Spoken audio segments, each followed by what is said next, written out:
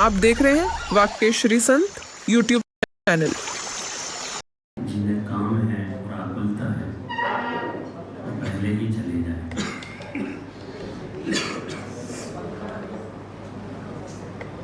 बाकी लोग ध्यान से सुनो।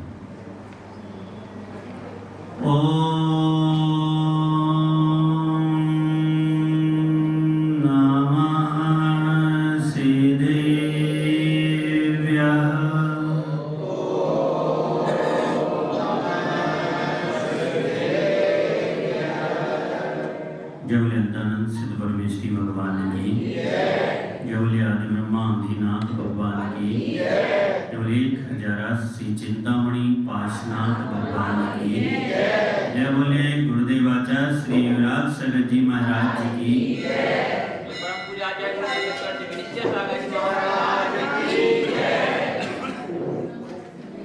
उपाध्याय श्री विनिश्चय सागर महाराज की।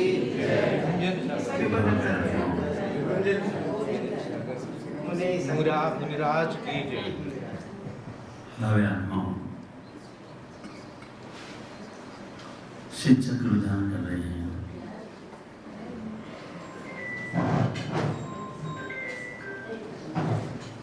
मतलब आपका प्रयास है कि आप अपने आप को जान लें।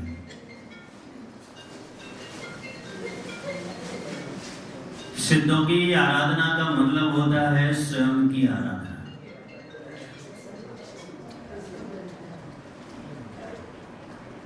क्योंकि हम सिद्धों से कम नहीं हैं। इस आकलन को कभी भूलना मत कि हम सिद्धों से कम नहीं हैं। वो बात अलग है कि हमने उस शक्ति को प्रकट नहीं किया है।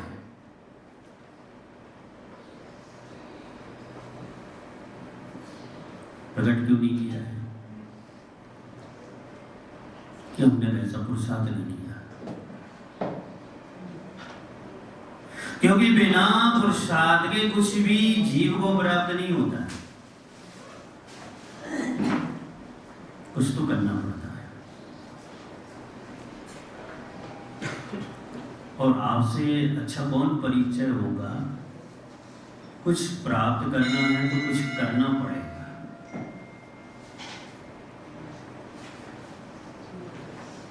और आचार्य यही कहते हैं कि अगर आपको सिद्धार्थ स्वरूप प्राप्त करना है तो यहां भी आपके लिए कुछ करना पड़ेगा।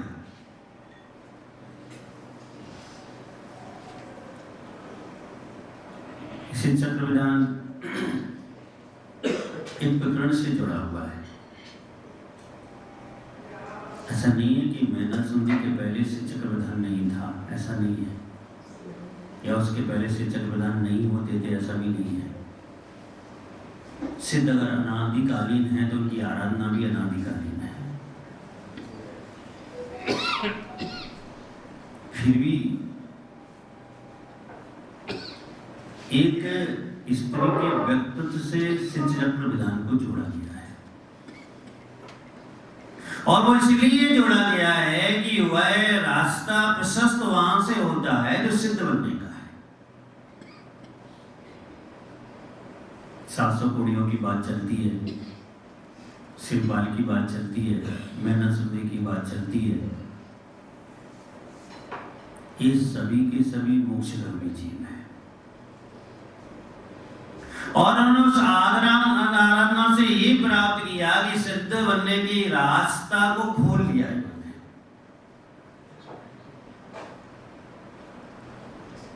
बड़ी विडंबना है। काम तो बहुत सरल है। सिद्ध बनना बहुत सरल है, लेकिन बाधाएं बहुत हैं। और सबसे बड़ी बाधा है कर्म की। सबसे बड़ी बाधा है हमारे शुभ अशुभ भावों की। ये सबसे बड़ी बात है,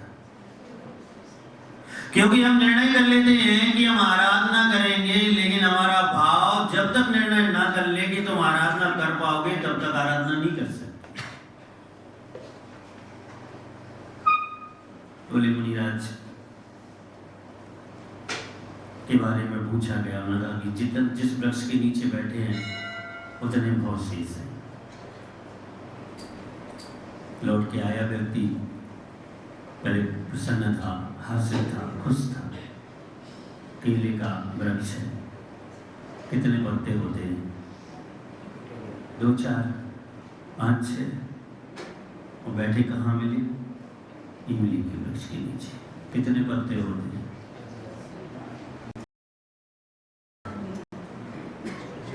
ये हमारे भावों का खेल है। ये परिवर्तन कर्म का नियोग दिलाता है, कर्म का उदय दिलाता है। कर्म जो आत्मा से बंधे हैं उनकी स्थिति पूर्ण होने पर वो सामने आकर ऐसे नियोग बना देता है।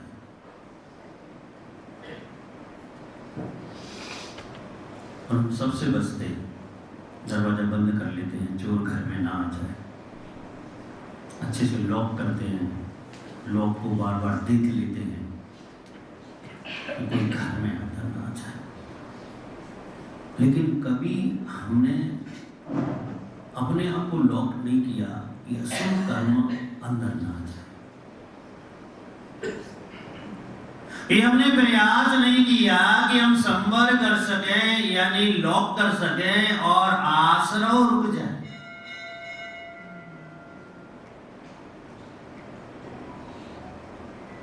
इस दुल्हन की यही सहेली, पढ़ा होगा आपने, कहा 12 भावना में संवर को मुक्ति की सहेली कहा।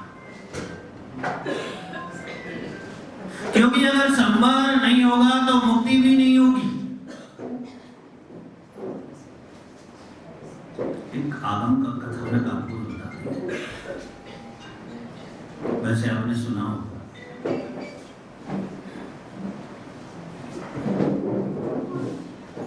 एक मुनिराज साधना में तल्लीन है।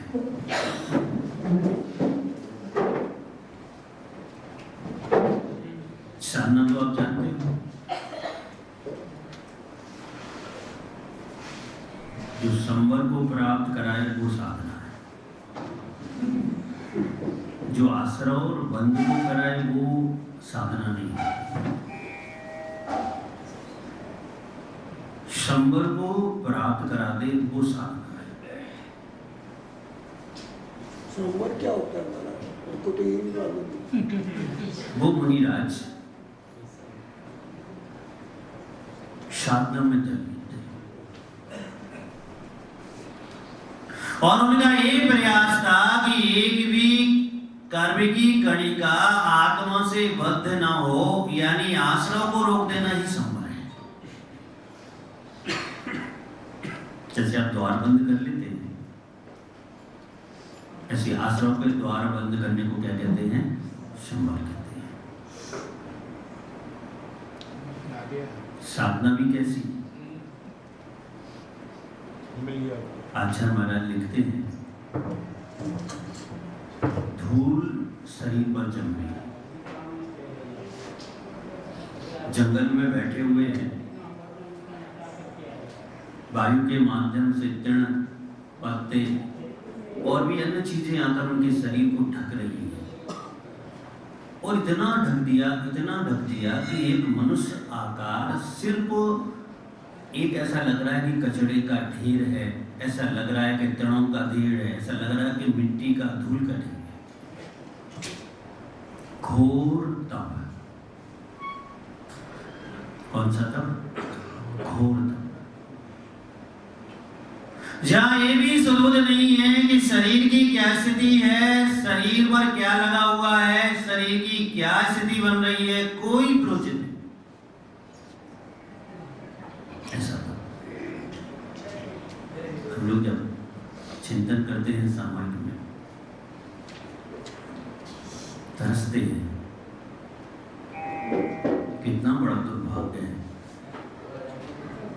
कि ऐसा तप करने का अवसर नहीं मिल रहा है। ये बहुत बड़ा दुर्भाग्य है, लेकिन संतुष्ट हो जाते हैं। ये भी बहुत बड़ा सौभाग्य है कि पंचम काल में दिगंबर बनने का मौका मिला। ये बहुत बड़ा सौभाग्य है कि इस कली काल में ये भाव बन गया, ये विचार बन गया कि संपूर्ण त्याग के बाद दिगंबर बन गए। ये सबसे बड़ा सौभाग्य।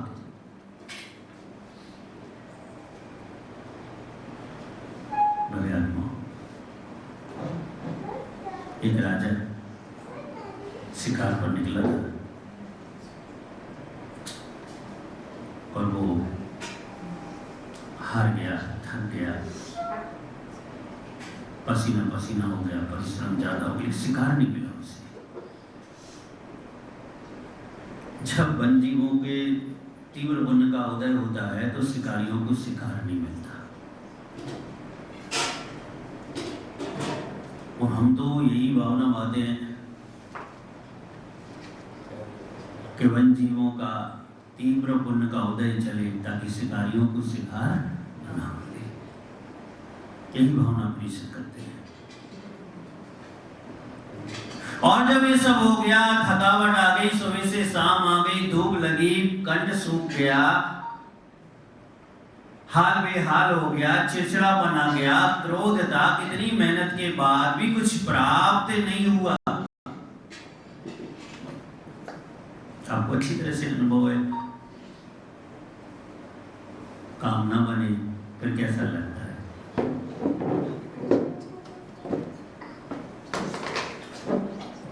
और मेहनत की गई हो फिर काम ना बने, मेहनत की गई हो, परिश्रम किया हो, फिर काम ना बने, चिड़चिड़ापन आ जाता है। किसी को समझा ही रहे हो आप और उसकी समझ में नहीं आ रहा, कैसा लगता है? कैसे समझा दूं इसे? इसलिए हमारा धर्म कहता है दूसरे को नहीं, अपने आप को समझाओ। और जब आप अपने आप को समझाने बैठोगे, ना चिड़चिड़ापन आएगा, ना क्रोध आएगा, ना मान आएगा, ना ऐसा लगेगा कि मेरी बात कोई मान नहीं रहा। समझदारी ये है कि हमें दूसरों को नहीं, अपने आप को समझाना चाहिए। लेकिन ना समझदारी ये है कि हम दूसरे को समझाते हैं। हमारा प्रयास ये रहता है कि हम दूसरे को समझा दें, दूसरे को बता दें, ये हमारा प्रयास है।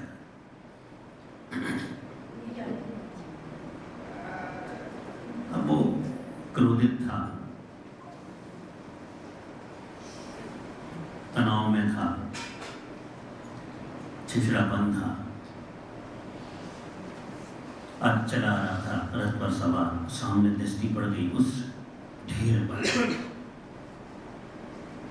जो मनुष्य शरीर, दिगंबर साधु का शरीर तृणों से, पत्तों से, धूल से ढका हुआ था, उस पर दृष्टि पड़ गई।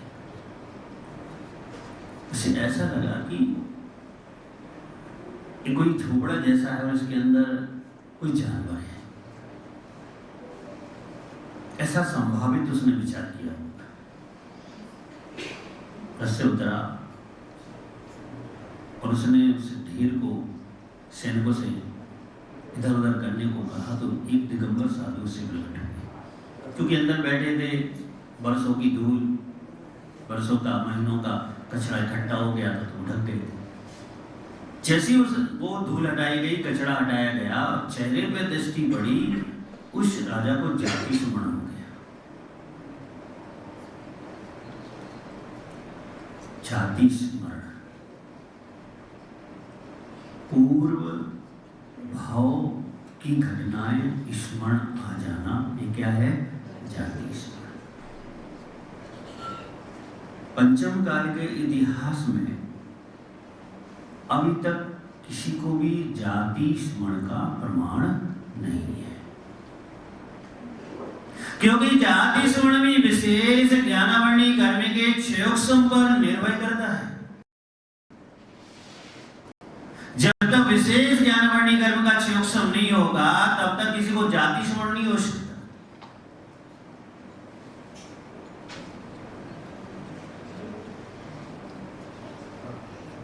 देखा उसे नहीं चलेगा, वो जाति स्मरण हो गया। ये वह है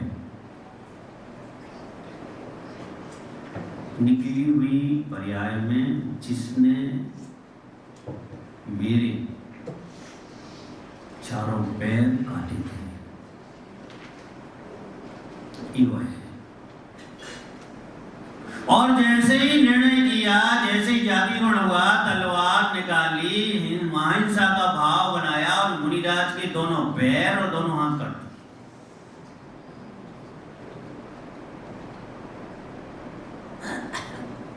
इस दृश्य को देखकर आचार्य कुंकुम स्वामी ने बहुत अच्छी कारिका लिखी है। इतनी गर्मी नहीं है।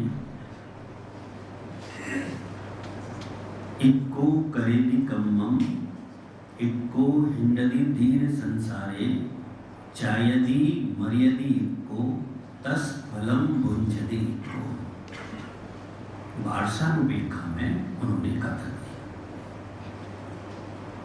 इस दृश्य को देखकर मुनिराज घोर तप करने वाले, संभावित है कि रिद्धियों से संपन्न भी है, और उसके बाद भी ऐसे कर्म का उदय आया, ऐसे कर्म का उदय आया कि सामने वाले ने दोनों पैर और दोनों हाथ काट।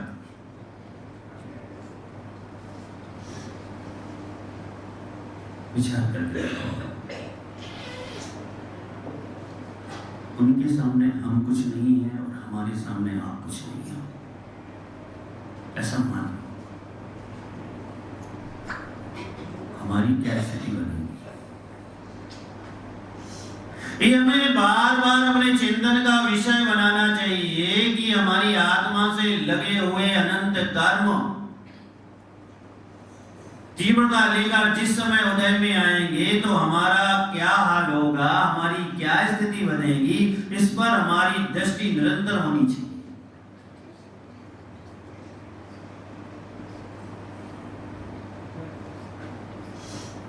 ऐसी घटना क्यों घटी?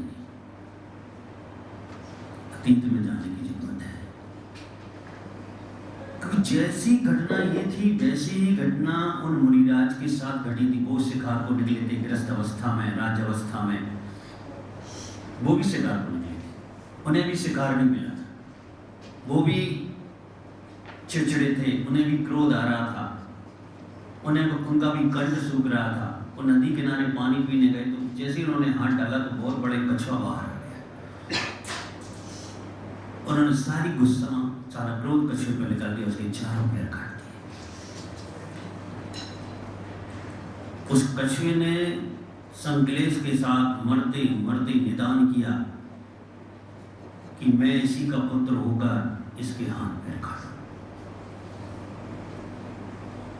अभय घोष राजा, अभय घोष मुनिराज और अभय घोष मुनिराज का पुत्र राजा, जिसने मुनिराज के दोनों पैर और दोनों हाथ काट दिए। पुत्र नहीं काटे, कछुए का जीव था। इक्को करेदि कम्मम। एक बहुत छोटी सी बात है, किसी को भी समझ में आ सकती है कि हम भोजन करते हैं तो हमारा पेट भरता है। अगर आपका पिता आपसे कहते तुम्हारा भाई तो है,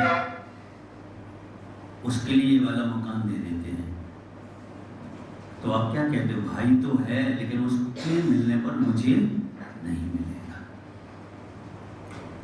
आप बिल्कुल अच्छे तरीके से बात से परिचित हैं कि जो हमारा है वो हमारा है। और वही बात कर्म सिद्धांत से अगर अच्छी तरीके से समझकर देखते हैं तो जो अकेला जीव कर्म करता है, नहीं बोले हम तो परिवार के लिए कर रहे हैं, परिवार मतलब पत्नी है, एक दो बच्चे हैं, और भी कोई हो सकता है, माता पिता भी हो सकते हैं। उनके लिए हम छल कर रहे हैं, कपट कर रहे हैं, बेईमानी कर रहे हैं, उनके लिए हम ऐसे काम कर रहे हैं जो अन्याय हैं, ऐसे काम कर रहे हैं जो हमारे करने योग्य नहीं है। अब इससे जो आश्रम हो रहा है वो किसको हो रहा है? परिवार को नहीं हो रहा है, करने वाले को हो रहा है। अगर आप कर रहे हैं तो आश्रम आपके लिए हो रहा है। और ध्यान रखना, सबसे न्यायप्रिय संसार में कुछ है तो कर्म है।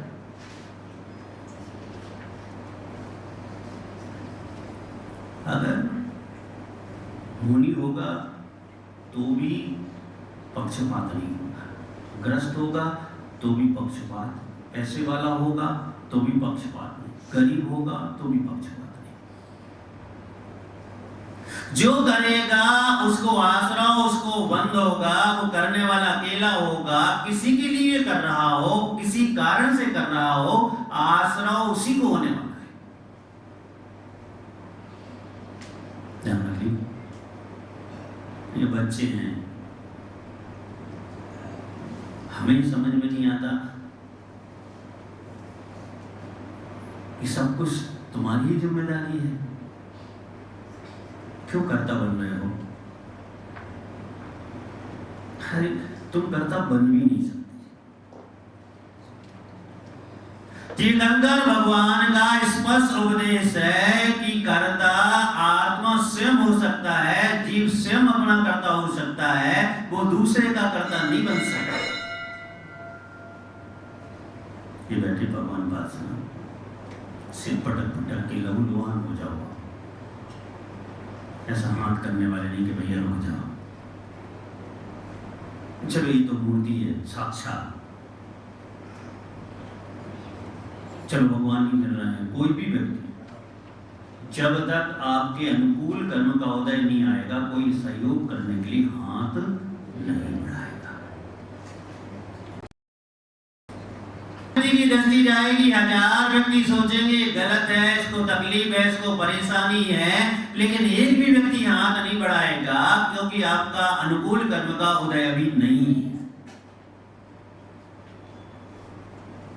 इक्को करेदि कम्मम, मैं करने वाला हूं, मेरे भाव, मेरे विचार, मेरी सोच, मेरी क्रिया कर्म करने वाली है, तो मैं करने वाला हूं।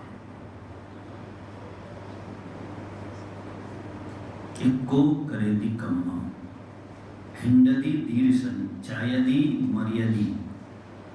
जन्मता जीव अकेला है और मरता अकेला है। ऐसा तो नहीं है कि चौरंगी वाले दो चार को साथ में लाए हो, या तैयारी में होगी दो चार को ले जाएंगे बांध कर, बिल्कुल नहीं। सोच भी लोगे तो भी नहीं होगा, बांध भी लोगे तो भी नहीं होगा। स्वतंत्र है, हम चेतन द्रव हैं और पर्याय और गुणों से युक्त है। जो पर्याय और गुणों से संवेद होता है वही द्रव होता है। यानी गुण जो अन्वयी है, सदा द्रव के साथ है। पर्याय जो क्रम है, क्रमवर्ती है, जो क्षण क्षण में बदलती हैं, हर क्षण बदलती है। अर्थ पर्याय का परिणाम हर समय बदल रहा है।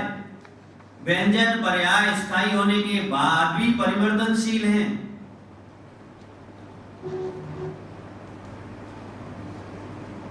तो मरेंगे भी अकेले। ध्यान रखियो, भूलियो मत, ये मेरा है, ये मेरा है, ये मेरा है।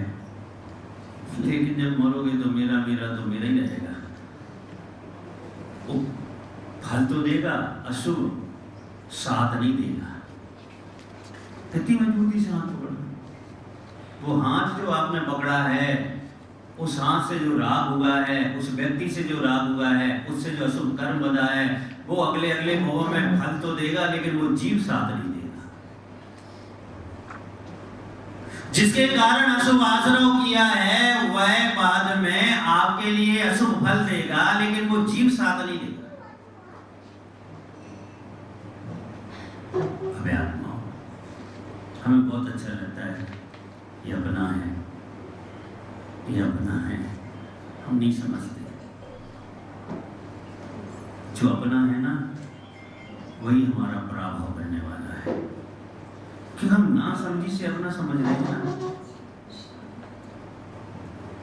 कैसे समझ रहे हैं? ना समझी से। हाँ, समझदारी से अपना समझो। मैं भी आपको समझता हूं कि आप हमारे हैं। मैं दिगंबर हूं और मैं समझता हूं कि आप ये जामुन जी हमारे हैं, लेकिन मैं नजरा कर लेता हूं, शंबर कर लेता हूं, शुभाशरण कर लेता हूं, इनको अपना समझते हुए। और आप जामुन जी को अपना समझेंगे तो आप आश्रव करेंगे, बंद करेंगे, निर्जरा नहीं होगी। क्यों? क्योंकि मैं संयोग से अपना समझता हूं और आप संयोग को जानते नहीं हो, संयोग को समझते नहीं हो, इसलिए तादाद में से अपना समझ लेते हो। संयोग का मतलब है जिसका वियोग निश्चित है, जो परिपूर्ण रूप से आपका नहीं है, जो एक दिन आपसे छूट जाएगा, वो संयोग। सावधान है ना अपनों से, अपनों से सावधान, कि संयोग अपनों से ज्यादा होता है। तो सबसे ज्यादा अशुभ कर्म के आश्रम में हेतु अपने लोग ही बनते हैं। जितना निकट आता जाएगा आपको लगेगा मुझे बहुत चाहता है, आपको लगेगा मैं इसे बहुत चाहता हूँ, आपको लगेगा मैं इसके लिए बहुत करता हूँ, आपको लगेगा कि मेरे लिए बहुत करता है, लेकिन वही आपके लिए नरक और निगोद भेजने की तैयारी कराएगा। क्योंकि आपने निर्णय नहीं किया कि अपना तो है, किस दृष्टि से अपना है, किस भाव से अपना है, ये आपने निर्णय नहीं किया है। और अगर आप ये निर्णय कर लेते तो शुभ आश्रम भी करा सकता था, कर्म की निर्जरा भी करा सकता था।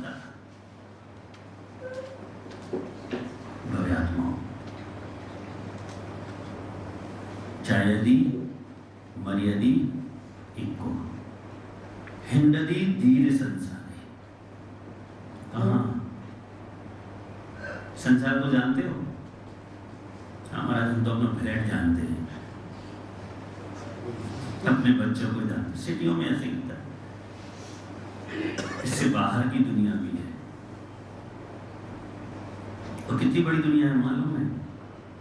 14 राजू की दुनिया है। नाली के अंदर भी हम होंगे, नाली के बाहर भी हम हो सकते हैं। कितनी बड़ी दुनिया है ये, दीर्घ संसार है, पंच परावर्तन दीर्घ संसार है। और हिंडती दीर्घ संसार है। अगर कर्म हम अशुभ कर रहे हैं, कर्म अशुभ बांध रहे हैं, सम्यक प्राप्त नहीं किया है, सम्यक ज्ञान प्राप्त नहीं किया है, चारक के द्वारा निर्जरा नहीं की है, तो दीर्घ संसारी हम हैं और रहेंगे। तस् फलम गुंजते को लास्ट में सारी बात कहती करो। ये बच्चा, पर ये देखा अभी बच्चा मस्ती कर रहा था, तो लास्ट में आप समझाते समझाते वो चली गई उठ के, भाई कुछ नहीं हो सकता, कुछ नहीं हो सकता। समझाते समझाते कोई ना समझे तो फिर क्या हार माननी पड़ती है ना, कुछ नहीं हो सकता। तीर्थंकर भगवानों ने समझाया, गणधर स्वामियों ने समझाया, पूर्ववर्ती अपरवर्ती आचार्यों ने समझाया, अब हम लोग समझाने के लिए बैठे हैं। लेकिन आप कौन से बच्चे हो, समझने वाले बच्चे हो कि ना समझने वाले बच्चे हो, ये आपके ऊपर निर्भर करता है। अगर आप समझने वाले बच्चे हो तो समझ में आ सकता है कि हम कैसे छोटे छोटे कार्यों से, कर्म के आश्रयों से बच सकते हैं। मुनि बनने की बात बिल्कुल नहीं है, देशप्रति बनने की भी अभी बात बिल्कुल नहीं है। अभी तो इतनी ही बात चल रही है कि 16 प्रकृतियों की बन विच्छुद्धि कर लो, मिथ्यात्व को छोड़ दो, इतनी ही बात चल अभी तो ये कहा जा रहा है कि इनका आलम्बन ले लिया है, सिद्धों की आराधना के लिए आप बैठ ही गए हो, तो कम से कम आस्था संकित और निकांक्षित तो हो जाए, संयोग और तादाद में समझ में तो आ जाए। और जब ये बात समझ में आ जाएगी तो व्यवहार करने में धर्म रहेगा, धार्मिकता रहेगी, व्यवहार करने में कर्म का शुभ आश्रय होगा और अशुभ की निर्जरा प्रारंभ हो जाएगी। ऐसा नहीं है कि आप घर से जीवन में कुछ नहीं कर सकते हो, बहुत कुछ कर सकते हो, बस समझने वाली बात है। हमारे धर्म करने का नहीं है, वैसे समझने का है। जब हम समझ नहीं पाते तो हमें करना पड़ता है, और हम समझ जाए तो करने की कोई जरूरत नहीं है। देखो हम जितना समझ गए उसके पीछे का कुछ नहीं करते, ना अभिषेक करते, ना पूजन करते, ना मेरा नियम है देव दर्शन का। जितना समझ जाएंगे उतना करने वाला छूटता चला जाएगा।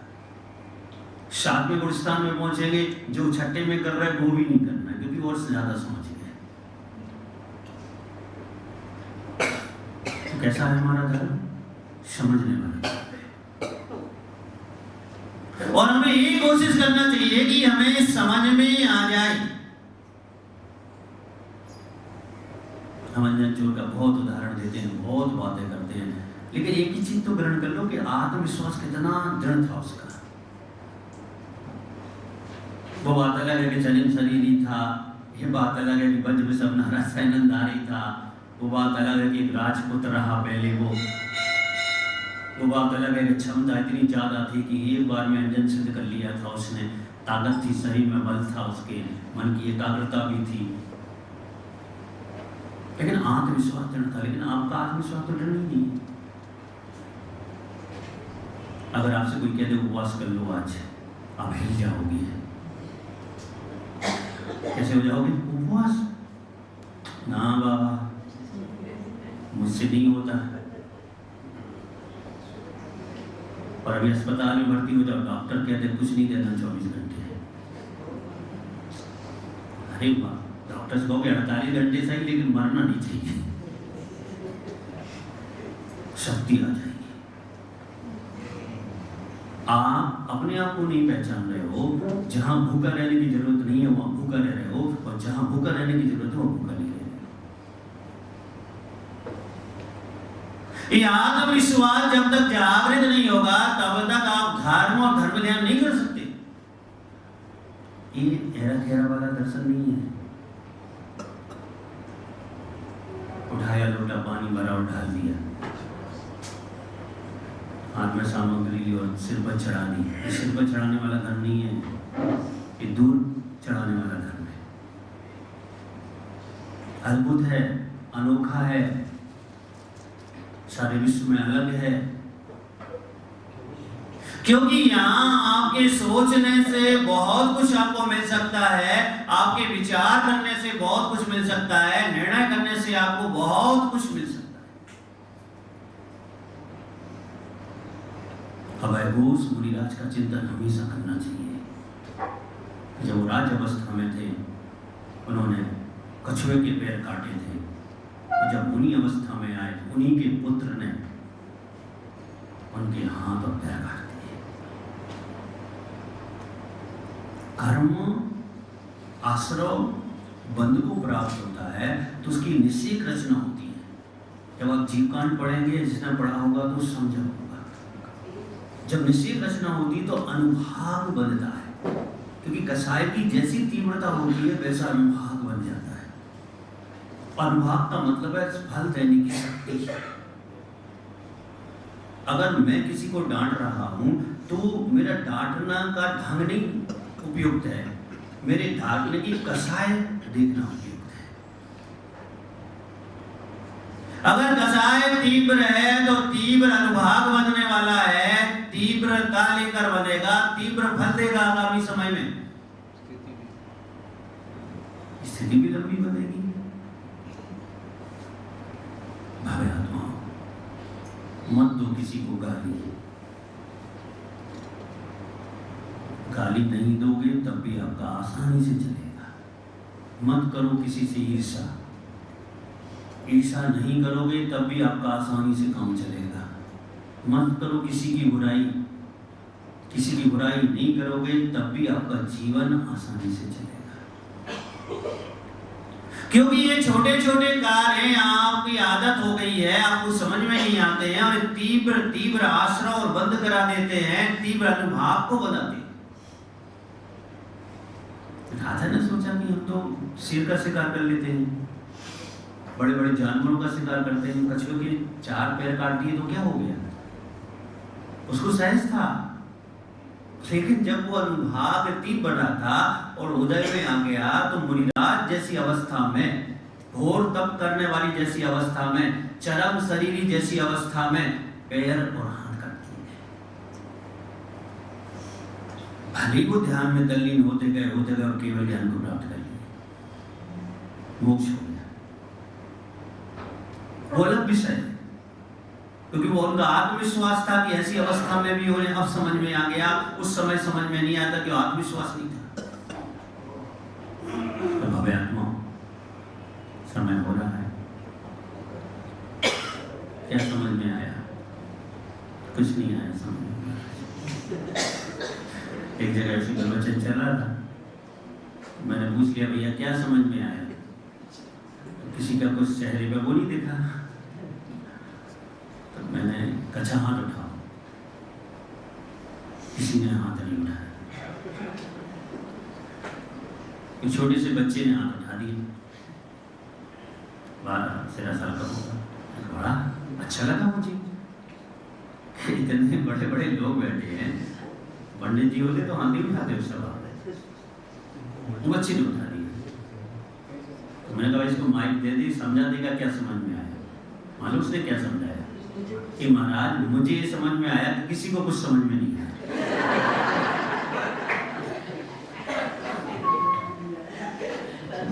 आप ऐसे तो नहीं हो, ऐसा मत करना, कुछ तो समझ लेगा। चेतना आपका पर्स है, कुछ तो डाल के ले जाना, और जितना चेतना तक पहुंचेगा उतना ही आपके काम में आएगा। बहुत अच्छे व्यक्ति ने बहुत अच्छी बात लिखी, जितना छोड़ोगे उतना आगे बढ़ोगे, और जितना ग्रहण करोगे उतने पीछे रहोगे।